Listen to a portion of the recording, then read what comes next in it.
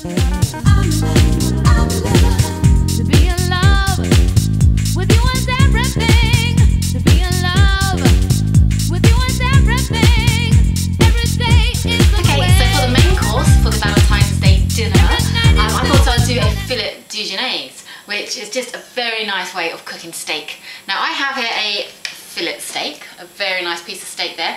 If you can't get fillet, then don't worry, sirloin is lovely, as is rump. Rump's a little bit chewier than sirloin, but they're all lovely. So as long as you cook it right. So I'm going to give you my tips on how to cook a good steak. Make sure the meat is nice dark red colour, that's a good tip. And if you see there's kind of like fat going through the steak, if it's fine kind of marbling, then that's good. And actually the kind of fat melts when you cook it, so it makes the steak taste a lot nicer. Obviously red meat every now and then, you know? Every now and then is alright, everything in moderation I say. Now to cook a steak, I use a griddle pan, and I'm going to turn it on now so that it gets nice and hot. I mean, you want the pan to be really quite hot before you start cooking. The next thing, really, very simple, is just to season it well. So season it both sides, salt and pepper, that's what you need. Okay, I've got some nice sea salt. I'm just going to sprinkle some olive oil on it as well, there we go. Brush some olive oil on the steak, just rub it in a bit. Okay, both sides. And this basically just helps it not stick to the pan when we put it on there. A quick tip though, please make sure your date is not vegetarian before you start cooking steak for them, because that could be a little bit soft. This pan is nearly smoking. Well, it is smoking actually, that's when I'm going to put my steak on. I mean, it needs to be really hot. Now, you just leave it there. So just none of this flipping the thing around, because, you know, that just messes up the cooking time. So 2 minutes each side for medium rare. If you want it well done, I'd say about 3 minutes each side should probably be enough. 3 or 4, depends how you like it, your steak done. Okay. Now I'm going to move it at another angle. Okay. Okay, so that's been about 2 minutes now. Over the other side.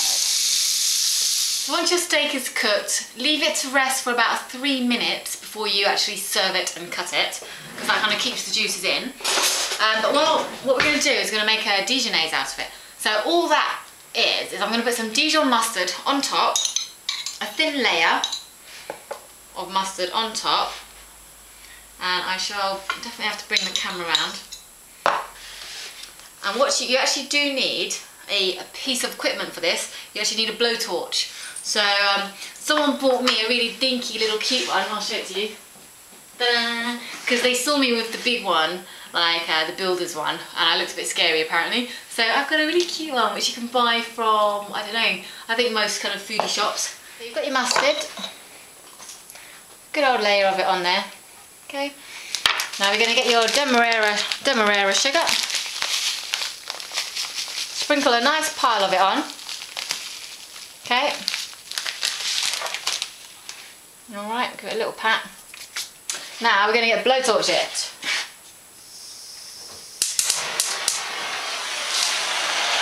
So there we go, look, got a little piddly blowtorch. Oh, it's so cute.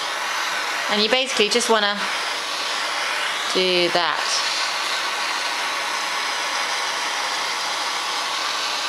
Alright. So you want it to just keep going until it becomes golden brown on top.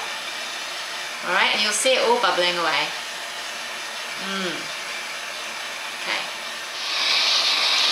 Can you see it bubbling there as we go along? I would just serve this steak with just some simple salad leaves and maybe some pommes frites, some like little French skinny chips, or some new potatoes with some herbs on them.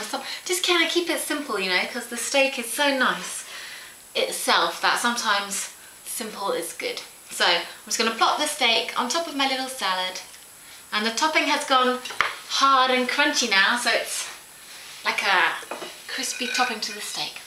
And I'm sure whoever you're cooking this for is going to be super impressed.